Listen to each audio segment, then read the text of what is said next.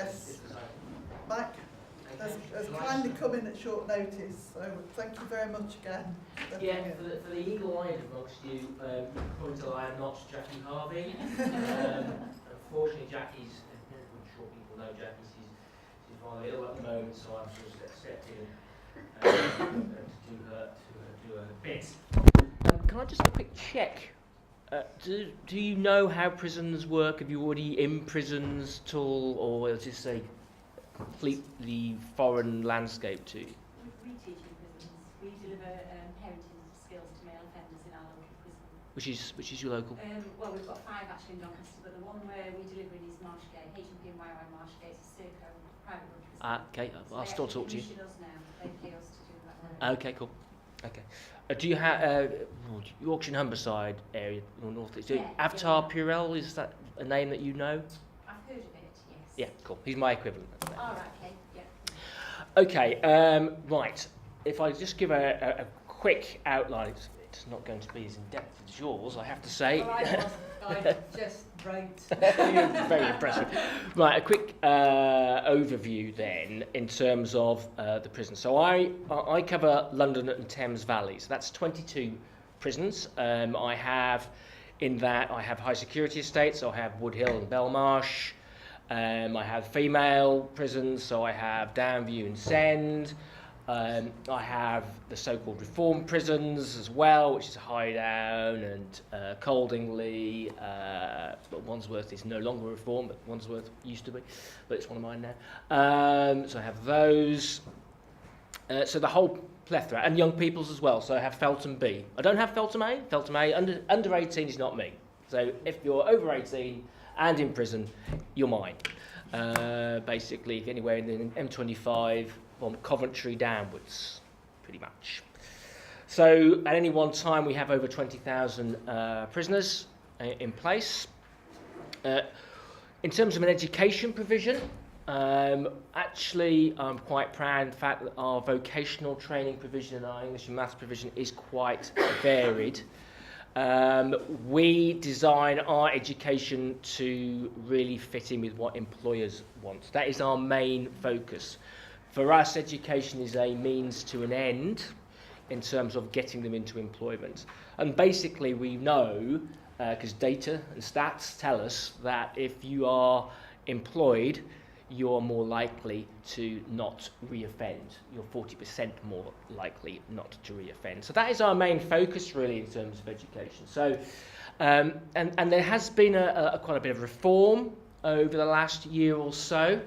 Our focus is moving away from qualifications, actually, to more sort of delivering skills and delivering the kind of licenses that are required by businesses and organisations. And the reason why we've been able to move away from that is in the old days, last year, the way education was funded, it was funded by basically getting qualification. So if the provider was paid on every time they got a person through a qualification. So we would have a plethora of entry level 3 awards in preparing to learn and, ASDAN qualifications, how to make a bed, and, how to write a CV. And there was a mindset within the prison service in terms of, our men like to have qualifications. They love to leave prison with 37 different qualifications. It's great. And for some of our prisoners, it would be the first time they ever got a qualification, first time they ever got a piece of paper, and that's good. But you are setting them up to fail. If they're going to their first interview and they've got an entry-level 3 qualification in writing a CV, there's not many employers who care. And that comes as a bit of a shock. So we have moved, thankfully, away from that. So we deliver qualifications when qualifications are of a benefit. So we concentrate on things like CSC cards. So if they were going to work on the construction site, they need a CSC card. So we will deliver a CSC card. If they're going to work on a building site, they don't necessarily, surprisingly, need an NVQ level 2 in bricklaying. We still deliver those type of qualifications, but it's not our main focus. It's a means to an end. They'll do that qualification as a gateway of doing what they really want to do, which is the CSC card. So we are in a bit of a sort of a movable feast at the moment in terms of education within prisons. We're moving away from traditional qualifications. We're trying to engage far more with employers. So in January, we've got Wembley Stadium. I'm going to go to Wembley Stadium in January because, you know, who wouldn't want to do that? I'm actually going to be doing a speech at Wembley. I can't wait. And we're going to pack it full of employers. And we're going to get these employers to engage with our prisoners, and we're going to get them to actually employ them. That's the main drive for us in terms of getting employers to engage, because there's a skills gap everywhere. So we've moved away from qualifications, moved towards what employers want. We've also moved towards career-focused provision. If you know anything about prisons, you'll know that when it's cold outside, the demand for working in the kitchen increases.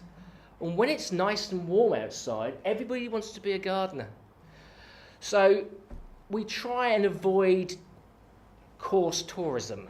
So when the guys come in into reception, we will have our NCS partners talking with the offender to identify what their career aspirations are, if they've got any.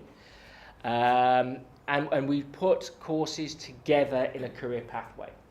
As you can imagine, things like construction is quite a healthy pathway within the prison service. So, you know, we do painting and decorating, we do carpentry, we do fenestration. I didn't know what that was either. We do fenestration, we do dry lining. We're the only dry lining training academy in London. So if you are ever convicted, and I'm afraid it's just for you, I'm afraid, because it's Brixton.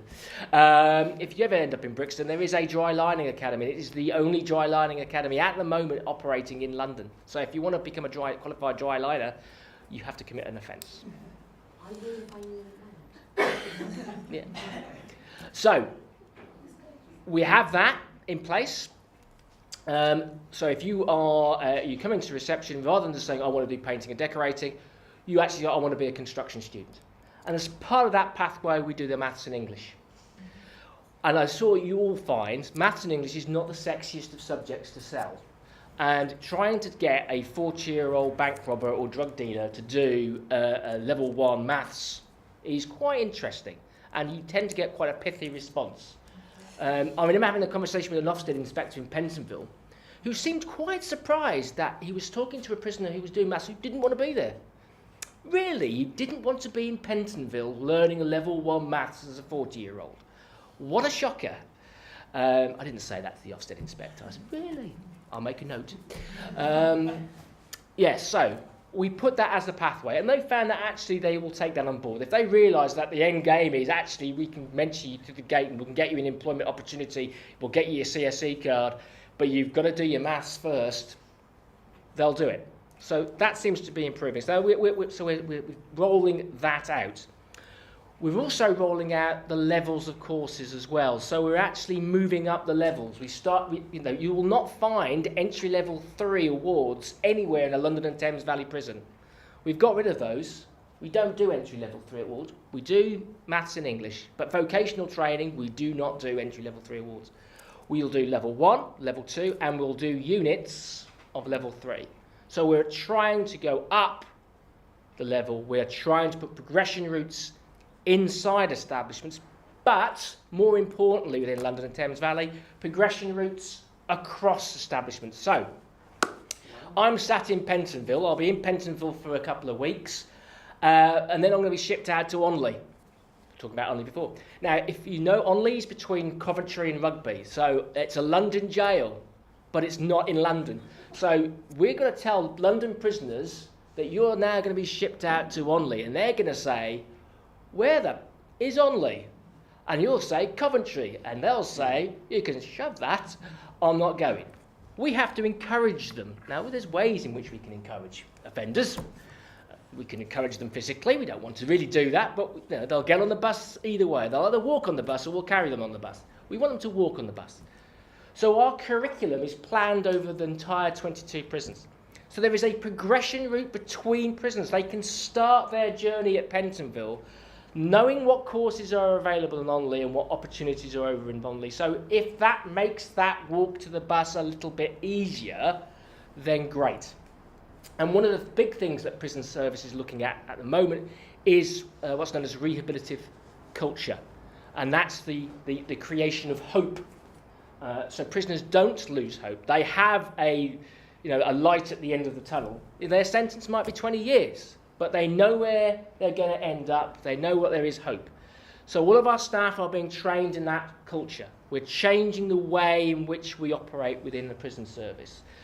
Our prison officers are not just turnkeys. They're not screws. They're not prison guards.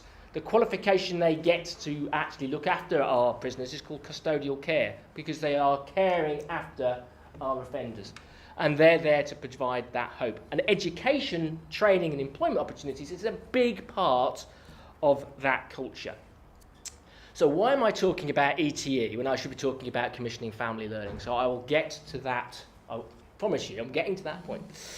So in terms of family learning, the big emphasis on learning within prisons is employment, without a doubt. Maths, English and employment. However, we are aware that family links, maintaining family links, is a crucial part of reducing reoffending. Because a lot of that motivation for a prisoner to give up reoffending comes from the family. Now, if you walk down Pentonville or Brixton or Scrubs and you go into a guy's cell, you'll see very glamorous girlfriends, very glamorous cars, because they've had a very glamorous lifestyle. You can't deny it, they're drug dealers. They're earning a lot of money, trying to convince them to say, look, give up your £20,000 a week job, where you could be earning at least that. Give that up and go work for Burger King. That's a difficult sell. That is a difficult sell. The people that are going to make that choice are the people with the families who are engaging with them and caring about them. Because at some point, there is a point in life when you go, do you know what? I'm missing out here and I want to see my kids. So we need to maintain those family links. If we lose those family links, they are going to be more likely to reoffend. They are very, very effective at reducing reoffending. So with that in mind, about 18 months ago, we said, right, okay, we need to increase that family engagement. Some of you may have been aware that there was a family services tender. Was anybody aware about that? No? Okay, cool. So there was a family services tender. Now, that family services tender was worth about £5 million for the entire country.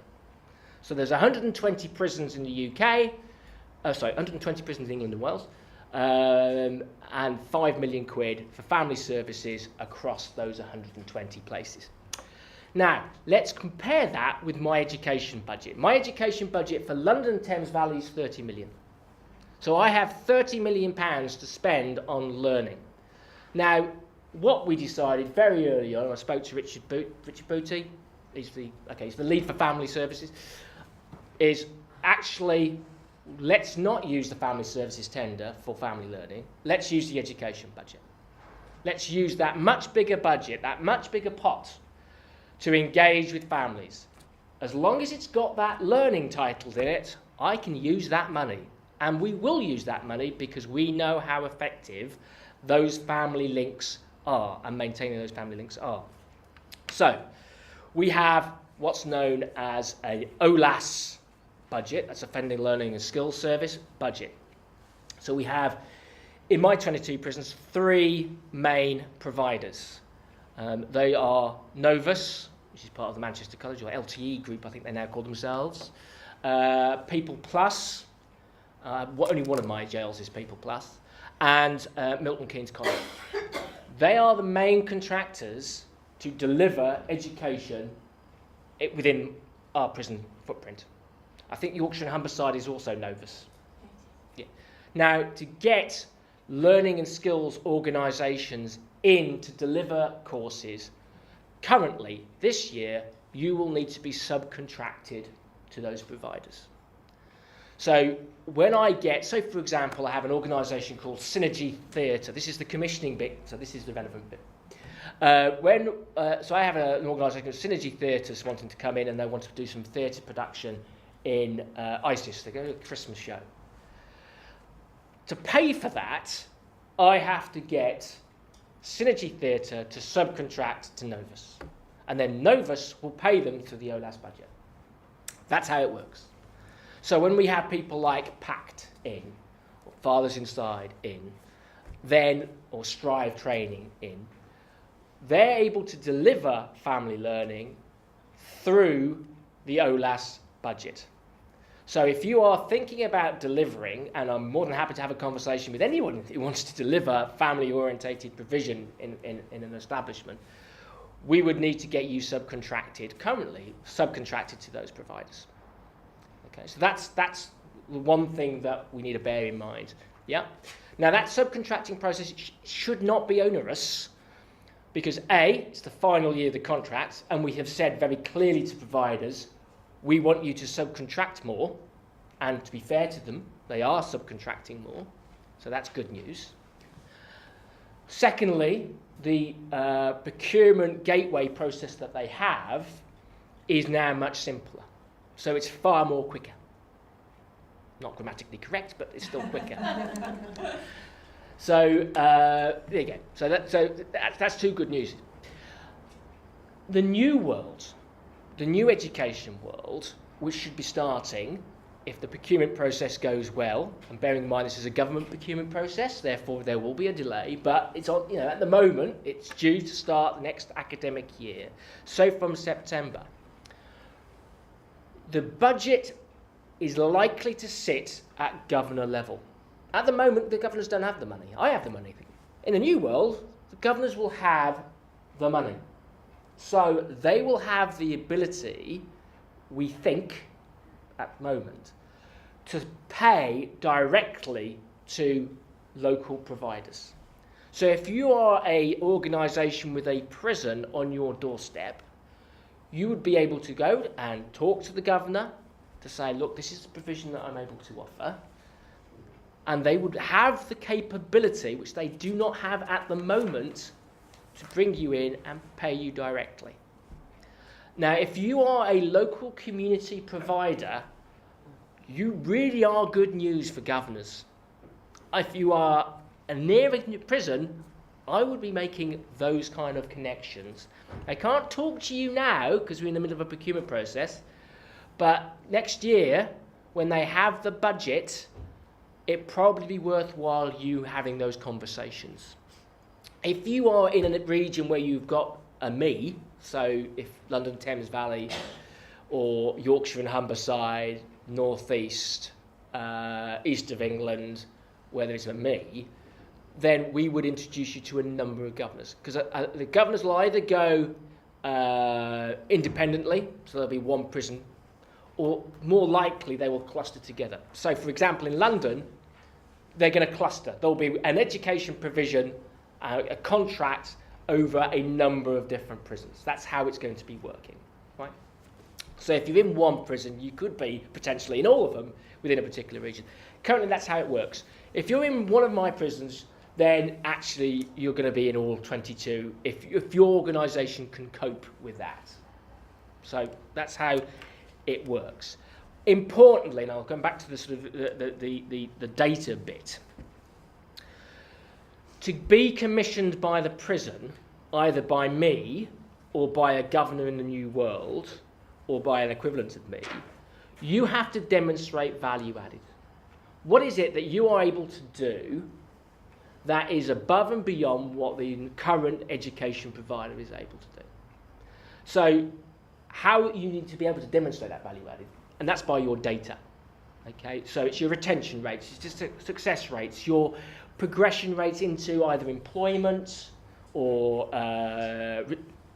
reoffending rates, if you've got that sort of data. But you need to have some form of evidence base to say people doing this intervention are less likely to do X, Y, and Z. Because if you come to me and say, I want to do this, I want to solve crime through the medium of contemporary dance, then that's great, that's wonderful. And we have all wonderful things. People are very, very keen on solving the world's ills through contemporary dance. But I will say, where's your evidence? So, and I'll give an example for an organisation. So I don't know what I'm doing for time. I'll give a very quick example. There's an organisation out there called Key for Life. Now, Key for Life is a 12-week course, and they bring horses in, right? So they are solving crime through the medium of bringing horses into a prison and rap music. So they've done it work in HMP ISIS, unfortunate name, and they've also done work in Scrubs. Now, my boss, when he went into Scrubs last year, he saw the horses. Wasn't impressed with horses. So he saw the horses in Scrubs, and then, unfortunately, next time he popped into Scrubs, they were doing rap. He wasn't impressed with that either. However, they were able to demonstrate that the people on that course, because they were being taught employability skills as well, have not re-offended for 12 months. So they were able to corner my boss and say, here are the stats. You may not have been very impressed with the fact we brought horses in, which is only like 5% of the course, but actually our mentoring through the gate meant that 100%, believe it or not, of men are still employed 12 months after doing that course. So they've got evidence. Now, after that, now this is how the prison service works. My boss says, right, Harrison, I'm standing to attention. Right, Harrison, I want to have Key for Life into Brixton. That's £24,000 a course, ladies and gentlemen. I've got to find £24,000, which I've done, to get horses into Brixton. Yeah, that's how commissioning works in the prison service. It's very much, yes sir, no sir. If that's what you want, that's what you got. Okay. Equally, if the News of the World or the Sun had a headline, actually they did have a headline, horses in Scrubs, prisoners playing with horses, prisoners playing with train tracks, because we've got rail track training as well in Scrubs. That has an impact too. So whatever you do in terms of delivery, be prepared. If it's doing something that's slightly off the wall, you'll get the Sun newspaper or the Mirror newspaper. But hey ho, if it works, evidence is so crucial. that's absolutely right. Absolutely right. So, I'm open to be innovative. We've got a scaffolding centre in Brixton, for crikey's sake. Who would have thought having a scaffolding centre in a prison? It's not right up against the wall, you'll be glad to know. Yeah, and actually, being in London, I'm quite happy to do a tunnelling engineering course too. So, we're open to being innovative. Innovative is not a problem. Governing governors like to be innovative. So that's not the issue. Having an evidence base behind it and saying, look, this is how we can, this is the outcomes for this. So we're open on that.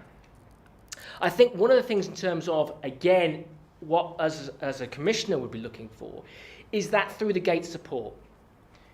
From a prison point of view, we can provide all the training whilst they're in custody, and our training actually is not as bad as as some people believe. We can get to that gate, but day one, if they haven't got an accommodation to go to, or if they haven't got a suit to go for an interview or a dress to go for an interview, they can fall off that wagon quite quickly. They're leaving that prison with 40 quid in their pocket. They've got to wait for their benefits to kick in. That period is where they are going to reoffend. So we're really, really conscious of that through the gate. So when I'm talking about value added, in terms of it's that community bit and being able to support prisoners as they actually step out of the gate, that actually is incredibly important. And I think, when we deal with employers, they miss that point. They don't understand that. Why can't a prisoner go from one part of London to another part of London? Well, for ISIS particularly, going through one part of London to another part, it could be a death sentence because of the gangs. They can't go anywhere near Lewisham. No, not that anybody would want to go to Lewisham, but I mean, they can't, because if they do and they get recognised, they're going to get killed.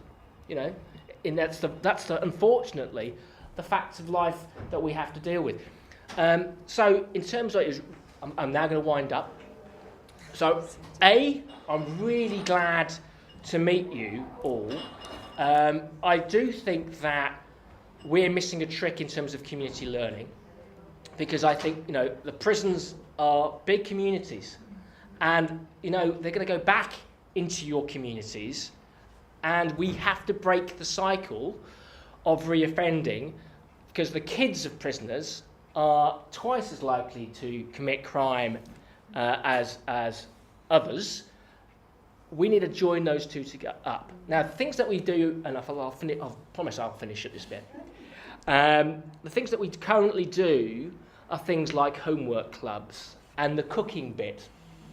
We've got so much. You've got so much catering and hospitality in the prisons. It's unbelievable. You won't be able to go into a barista. You won't be able to go into a barista anywhere in the country without hitting an ex-offender, because barista training is everywhere. So we do an awful lot of that. So we do cooking with the kids. We have sessions where the mothers come in and they can let the dads look after the kids for a while, and they can have a chat. And that actually, I mean, if you look at the feedback, it's all on the walls. If you go into Scrubs and the Gate, it talks about the feedback, and it's really, you can just see the mothers just want to have a bit of a break, you know, and that was the most positive thing, you know, let him look after the kids for a while. And the impact it has on the fathers is huge, you know, because, you know, they've got actual quality time. Also, things like where they're helping their kids with their homework as well. So the kids come in with the homework, and you know, it engages the prisoners in maths and English, because they're actually doing it for a purpose. You know, your kids are struggling at maths, or your kids are doing maths. Why don't you know how they can, you know, and help them? And that seems to work too.